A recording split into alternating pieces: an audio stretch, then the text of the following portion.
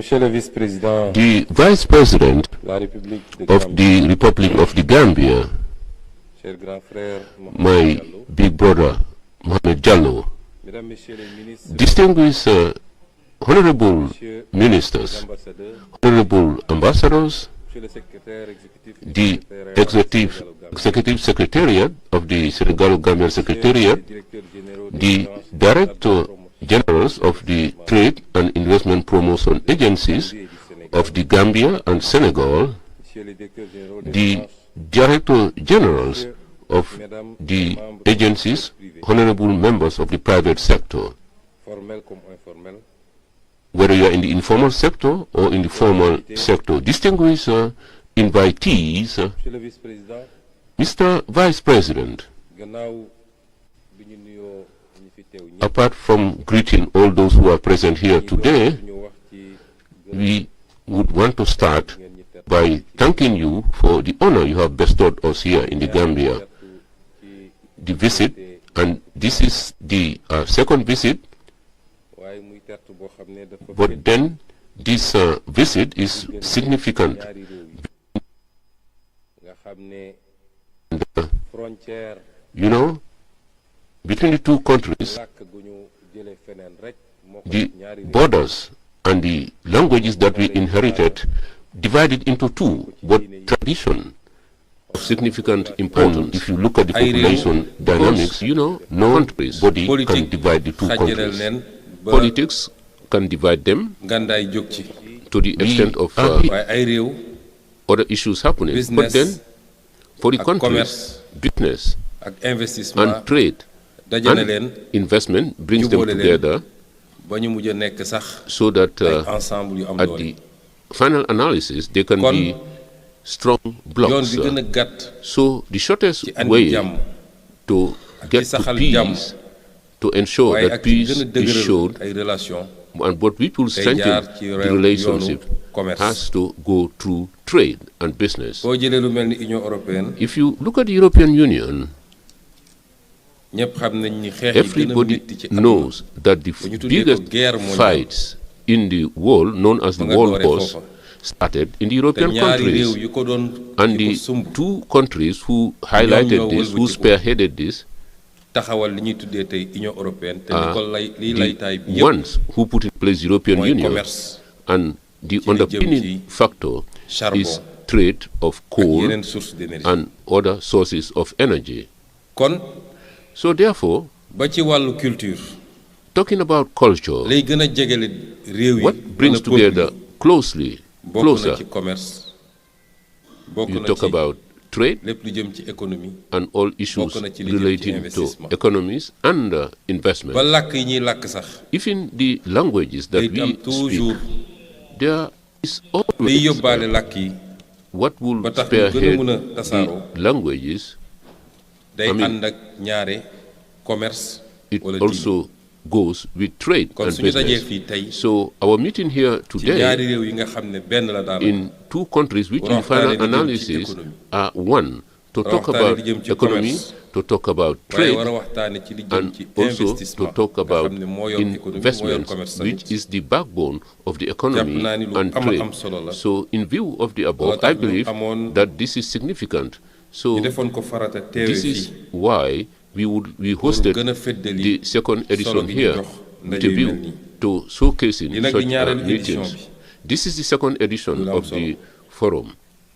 It's commendable. This edition has as its theme harmonizing of friendlier business environment. All that we are doing, all that we are doing that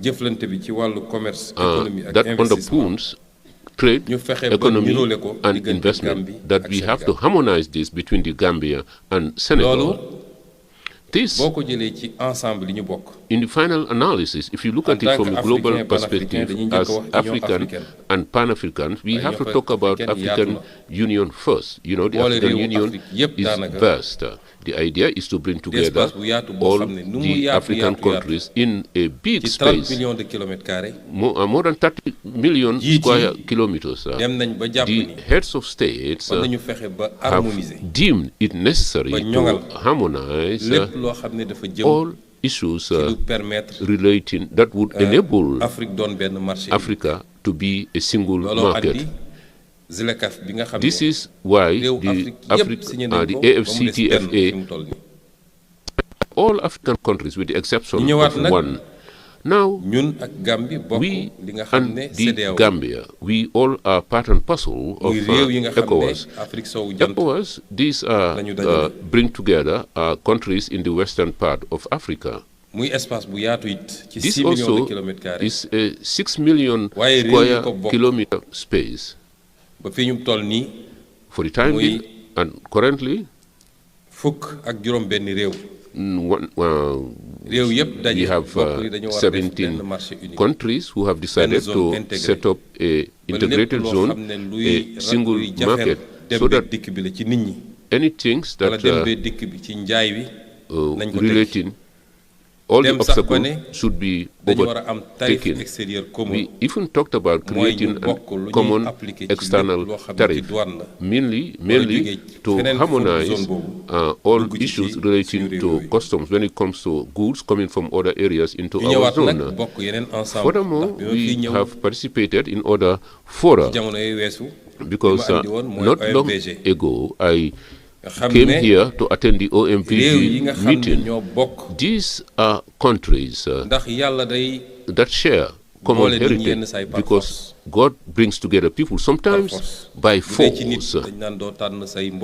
Well, people say you cannot choose your relatives, but then when it talks about states, you cannot choose your neighbor. But sometimes God brings you together so that you can manage the affairs. So, for example, the lands, the rivers, the Casamance River, the Gambia River, it's our heritage between Senegal and the Gambia. And this is why Senegal and Gambia met at that time, see how they can come up with a charter to see how together we can smoothly manage the Gambia River. Thereafter, Guinea-Bissau and Conakry joined the OMVG. But if you look at the status, it is Senegal and the Gambia who established the OMVG. So Vice President and the President, Mr. Barrow, we should look at the texts, because these texts have been signed a long time ago. Furthermore, this is, I've talked about a broader aspect, AU, ECOWAS, but then we have a bilateral institution, the Secretariat between the Gambia and Senegal.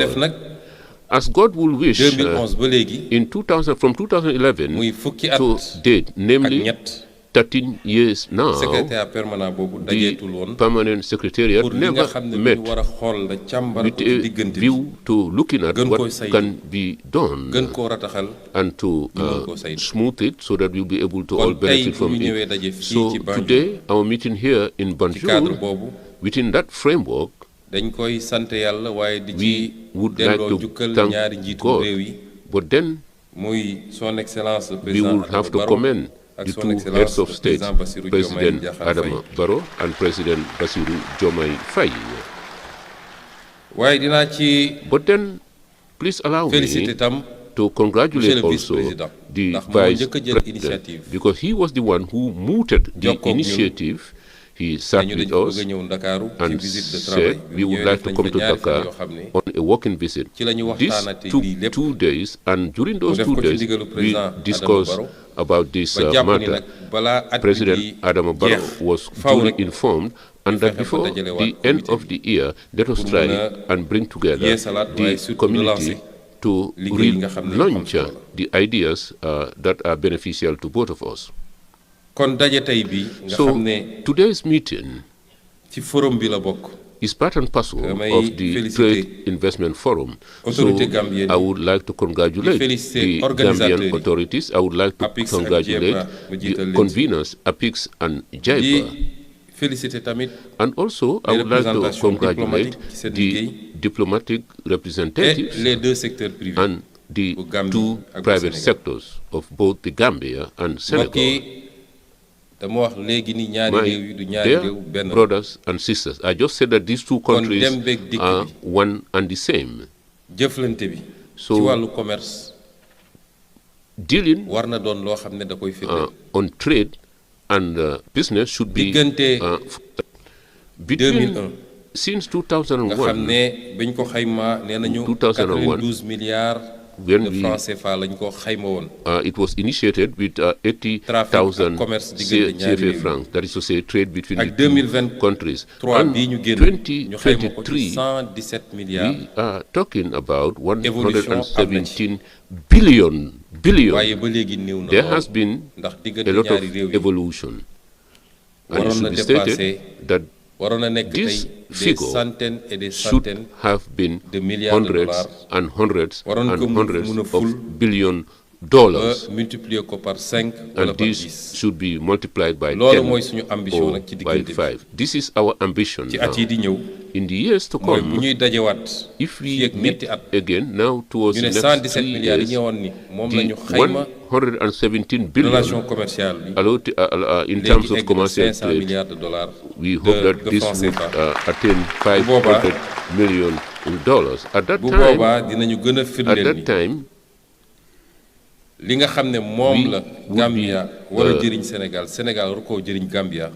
we will be concentrating on mutual benefits and statistics and data have shown this. And this can be done in all fields. We have talked about agriculture here, but then we have infrastructure, we have energy, we have talked a lot about energy during the OMVG meeting, is here in both countries. The transport sector, which is indispensable between the Gambia and Senegal. Land transportation, maritime transportation, because we all have one coast, and then river transportation, but also air transportation.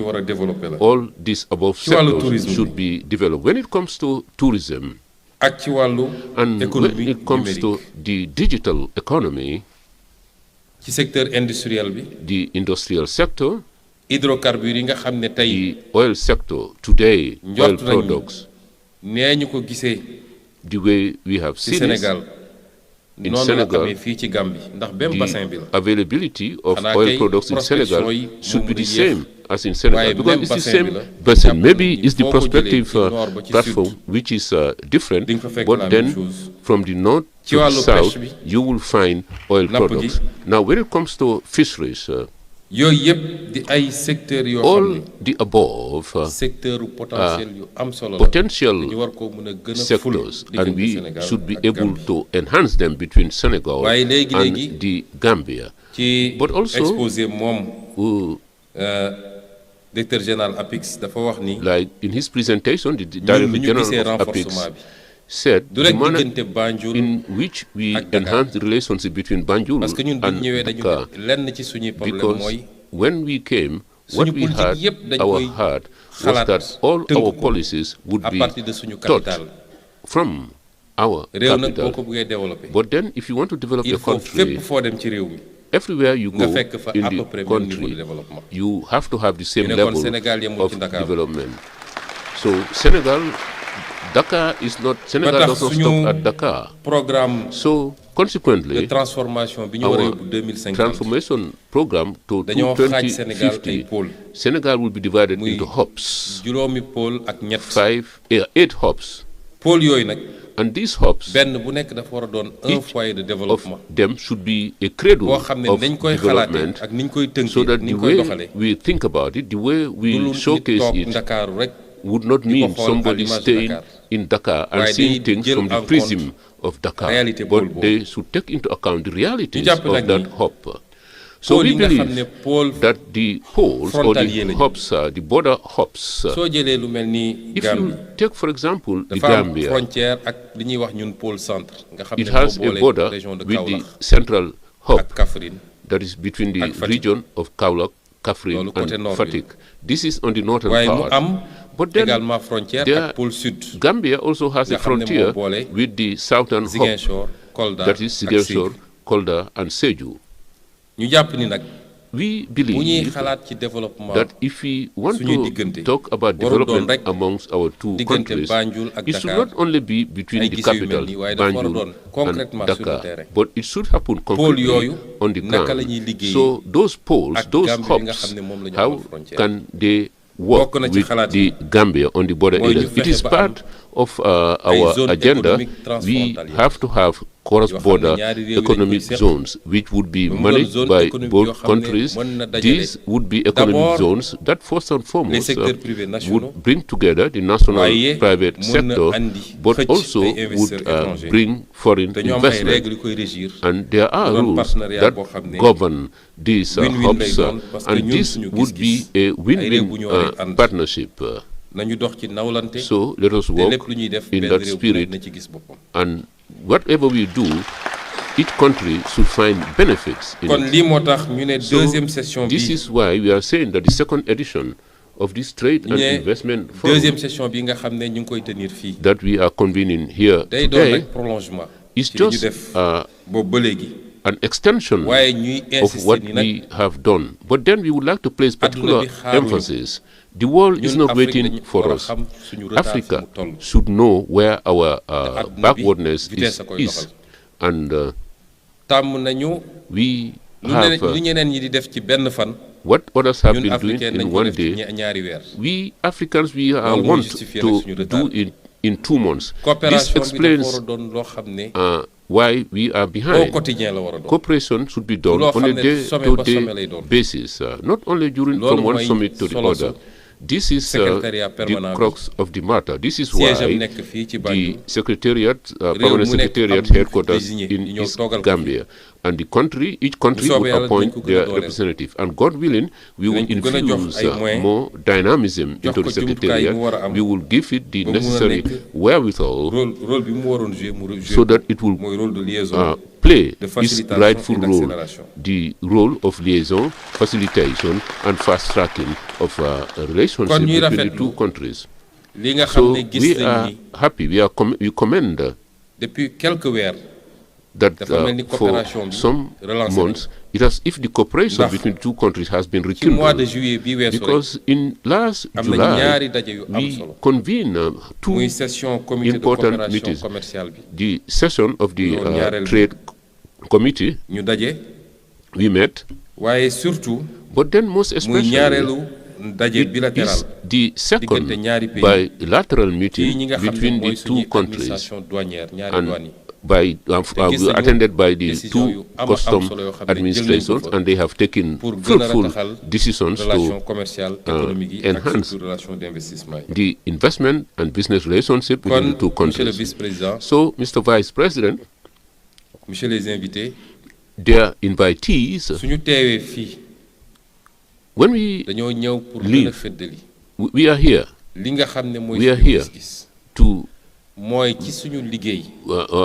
showcase our relationship and also the international relationship. Our priority is Africa before else. And within Africa, our priority is the sub-region. But then within the sub-region, our priority would be our immediate neighbors. Because Senegal cannot go and live behind Senegal, neither can the Gambia go without leaving Senegal. Now, I cannot conclude without thanking His Excellency President Adama Barrow for the welcome, but I would also like to congratulate His Excellency Mr. Barrow, because the summit we had not long ago here, without his leadership, we would not have attained the result. So on behalf of President Bassirou Diomaye Faye, we would like to congratulate President Barrow. But please allow me to congratulate the Lord Mayor of Banjul, my friend, my sister, for her welcome. I would like to express my satisfaction for the personal relationship, because it is good that she is here. She is the one who is welcoming us here. So we thank you, we greet you, and in your respective works, we would like to wish you all the success. May God give us more. Senegal and the Gambia are one and the same. Nothing can divide the two countries. Long live Senegal, long live the Republic of the Gambia.